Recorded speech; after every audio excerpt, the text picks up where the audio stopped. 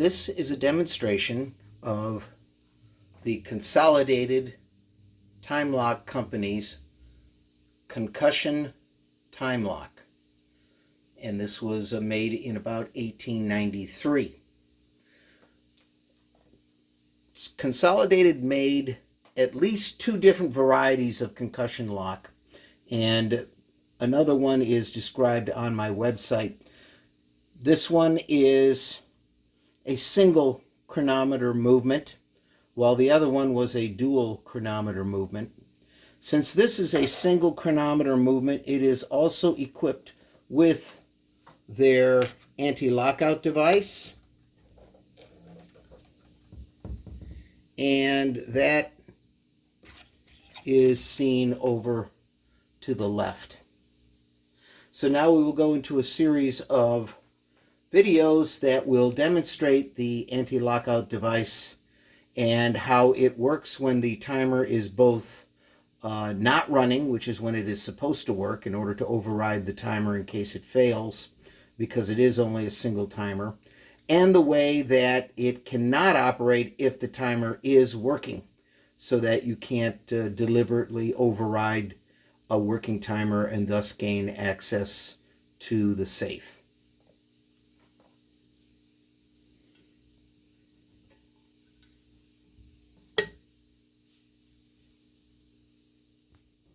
I now will demonstrate the anti-lockout device with a simulation of the time lock being out of commission. So right now I have stopped the balance wheel, so we are simulating a failure in the time lock.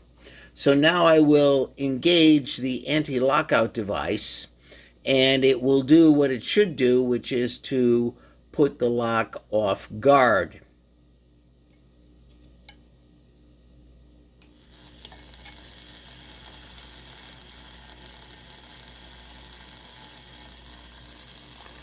Notice the movement of the hook here.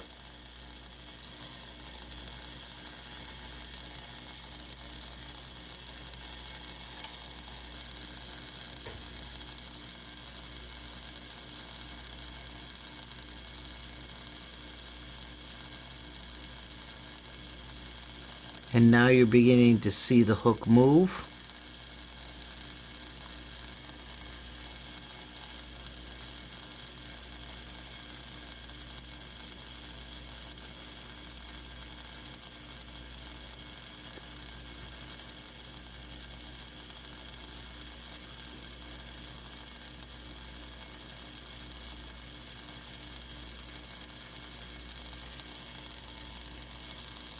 And it is now fully to the off guard position, and within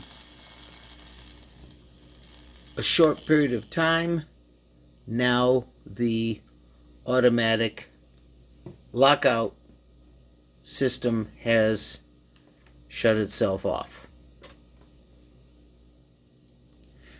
Now the time lock is operating normally, and I want to demonstrate how the override function of the anti-lockout system cannot put the lock off guard if it senses that the time lock is running. Once again, I will activate it with the demonstration button, which would also operate with the concussion to the back of the safe.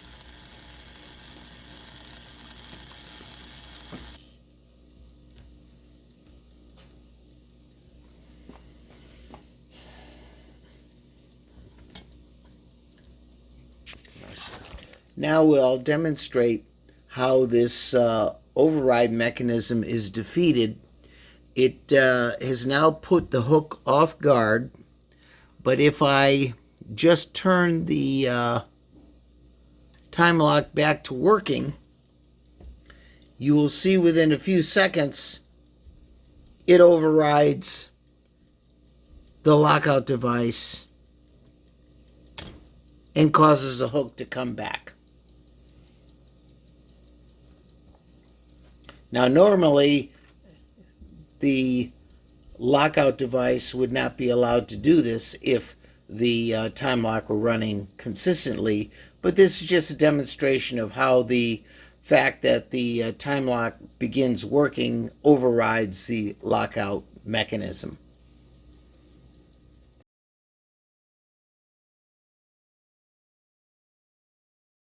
Time. Now the way this works is you have a regular single chronometer time lock here, and over here you have a clockwork mechanism which activates a emergency lockout mechanism should that single chronometer lock fail. Now, Consolidated was known for making a line of time locks that had only one movement. The reason for that is that it made their time locks cheaper than the competition, which used redundant movements of 2 at the time. Later, they went to 3 and then finally 4. But at this point in time, it was generally 2. Now, this particular time lock is also what is known as a calendar time lock because it has this calendar wheel here which goes from 1 through 7. So it can be used for up to 7 days. Now, in order to be able to have this time lock work for 7 days, where normally they were up to a maximum of 48 hours and some were 72 at this time, you have a very large spring that drives this, and later videos that we're going to show with this time lock removed from the case will prove that. This dial is also set for one rotation every 48 hours, and the dogging device is released through these pins contacting this date wheel when the date wheel is set to number 1. Now, the operation of this time lock is a little bit confusing. You don't see any kind of a pointer anywhere saying, hey, this is what the hours are left on it. What the patent says is that you should wind this all the way up to you can't wind it anymore. And there's a stop in the back. You see this lever here? It actually has a protrusion that fits into the back of this dial, and this dial has a spiral that goes around 4 times. And so if you wind this thing all the way up till it stops, that's just this reaching the edge of the spiral, and then as this thing moves around, it goes all the way down to the inner part of the spiral and then stops it. A very strange kind of way of doing this. Now, as the lock is right now, I do not have it wound as set in the patent to where it's all the way till it doesn't stop. The reason why is because I don't like winding these springs all the way tight, as they are well over 100 years old. But basically, what would happen, and you have this little pin here already put in. If you've got this pin here, you have basically 1, 2, 3, 4, 5, 6 hours until it will engage this daisy wheel and cause it to go off guard. And I can just demonstrate that by pretending that this is now engaged in this daisy wheel, and it will go off guard by turning it like so.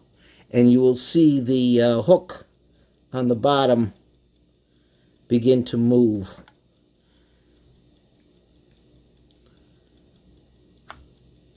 And now you see it move to the left, and that puts the lock off guard. Now, supposing that one wants this thing to release at the same time every day, then all you would do is always have this calendar wheel set to number 1, and then it would just simply lock at that point. And then you would then to release it, you would wind this back up again, which would really be only just for 24 hours, which would be a half a turn of the dial, and you're back to the stop. Now let's say that you wanted this to skip a day. Well, then what you would do is move the calendar wheel to number 2. That way, when normally this pin would hit this detent on the calendar wheel, it will not cause the lock to go off guard, because it's going to just hit this once and nothing will happen. Then in 48 hours, it will put it off guard. Now, one can imagine you can use several permutations of these stops, even several of them, not only just 2.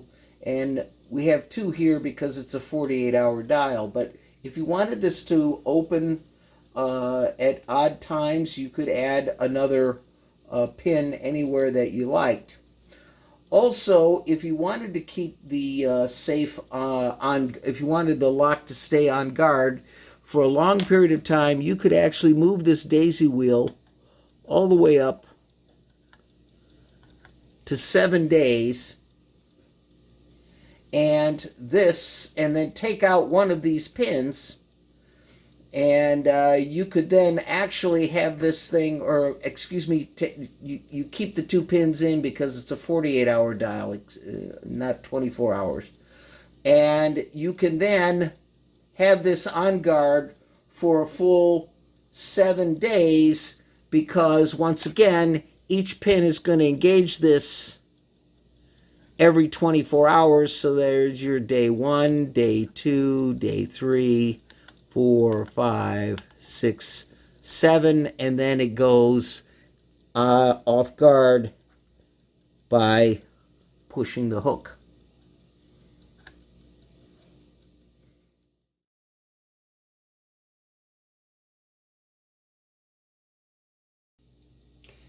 And this is a side view showing the clockwork mechanism of the anti-lockout device. Once again, it's activated from this pendulum here, and it would be connected, not actually connected, but very closely to a rod that would be at the end of the safe. And one would be able to hit the back of the safe, causing this to just push this slightly, like so. And that then begins the operation of the clockwork for the anti-lockout. Now, right now, the mechanism is defeated because the time lock, as explained in a prior section of these videos, is running. You can see these wheels going around, and you can see that there is a hole, or not a hole, but a space there that just turned, where this lever will drop into that space at the very end of the cycle of this, and that is controlled by other stops within this clockwork. So this wheel will turn approximately 15 times before it will be ready for this to lock in.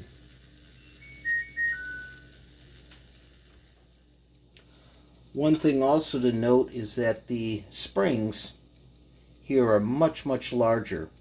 Obviously, the clockwork spring has to be large because it operates for quite a while. This spring, however, which goes to the time lock, is much larger than a normal single chronometer 72-hour spring, because this spring is meant to be able to operate for 7 days.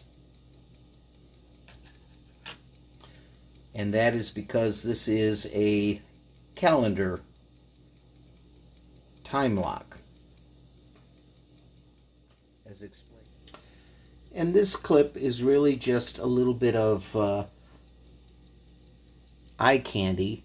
How often are you ever going to see a time lock that has both a balance wheel and a fly fan? And once again, we'll just activate it.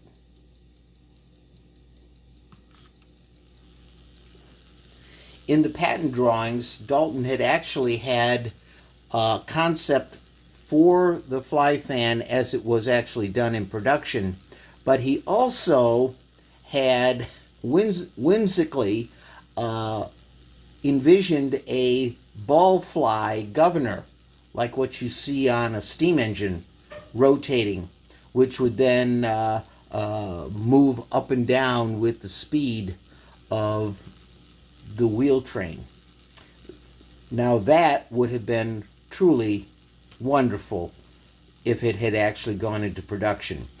Obviously, it would have been difficult to be able to fit this into a regular height of the case. The case would have had to have been quite a bit higher to fit such a governor, but it would have been a lot of fun.